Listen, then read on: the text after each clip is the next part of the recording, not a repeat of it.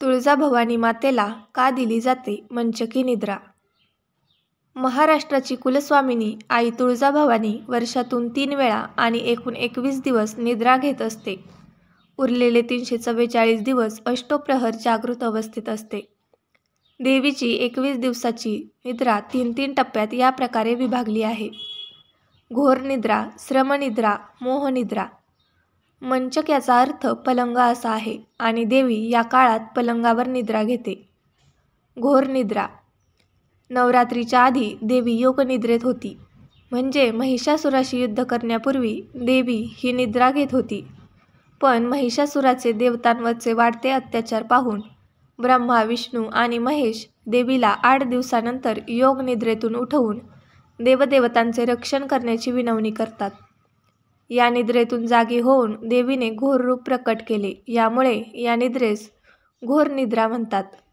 ही निद्रा तुळजाभवानी मंदिर संस्थानात असलेल्या चांदीच्या मंचकावर भाद्रपद वद्य अष्टमी ते भाद्रपद अमावस्या समाप्तीपर्यंत निद्रा असते आणि आश्विन शुद्ध प्रतिपदेला देवी सिंहासनावर आरूढ होते.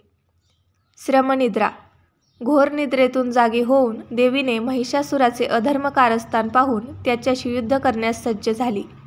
9 दिवस असुराशी युद्ध करून महिषासूर 9व्या दिवशी देवीला शरण आला आणि तिच्या चरणाशी स्थान मागून सर्व देवतांची माफी मागू लागला. 9 दिवसाच्या अहोरात्र युद्धामुळे आलेल्या थकव्याने शारदीय नवरात्रनंतर 5 दिवस आई निद्रा घेते. याला श्रमनिद्रा म्हणतात. या निद्रेसाठी तुळजाभवानीचे माहेर अहमदनगरहून पलंग येतो, त्यावर आईसाहेब निद्रा घेतात. या निद्रेस मंचकी निद्रा म्हणतात. ही निद्रा माहेरच्या लाकडी पलंगावर आश्विन शुद्ध दशमी ते आश्विन शुद्ध पौर्णिमापर्यंत असते. नंतर देवी पुन्हा सिंहासनावर आरूढ होते. निद्रा घेण्याच्या आधी देवीला 108 साड्या नेसवल्या जातात. हा पलंग पायी तुळजापूरला दसऱ्याच्या आदल्या दिवशी आणला जातो. पहाटे देवी सीमोल्लंघन खेळून या पलंगावर निद्रा घेते. मोहनिद्रा. शाकंभरी नवरात्रीच्या दरम्यान पौष शुद्ध प्रथमा ते अष्टमी काळात देवी निद्रिस्त असते. देवीची मोहनयात्रा हे सृजनाचे प्रतीक असून 8 दिवस निद्रा काळाचे संपल्यानंतर नवमी म्हणजेच तुळजाभवानी प्रकट दिवस किंवा जन्मदिवस असतो.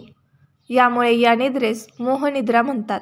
हे 9 दिवस म्हणजे 9 महिन्यांचे सूचक आहेत. एखादी स्त्री जशी 9 महिन्यांनी सृजन होते तसा हा कालावधी असतो.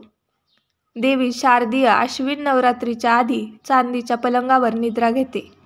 शारदीय आश्विन नवरात्राच्या नंतर 5 दिवस माहेरून आणलेल्या चंदन लाकडाच्या पलंगावर निद्रा घेते आणि शाकंभरी नवरात्राच्या दरम्यान देवी चांदीच्या पलंगावर निद्रा घेते. अशा अवघ्या विश्वाचा भार सोसून विसावा घेण्यासाठी आई या दिवसात गादीवर असते. म्हणून भवानी भक्त आणि देवीचे आराधी गादी, तक्का, उशी यांचा त्याग करतात आणि काही जण उपवास पण करतात. अशाच नवनवीन माहिती ऐकण्यासाठी यूट्यूब चॅनलला लाईक करा, शेअर करा आणि सबस्क्राईब करा.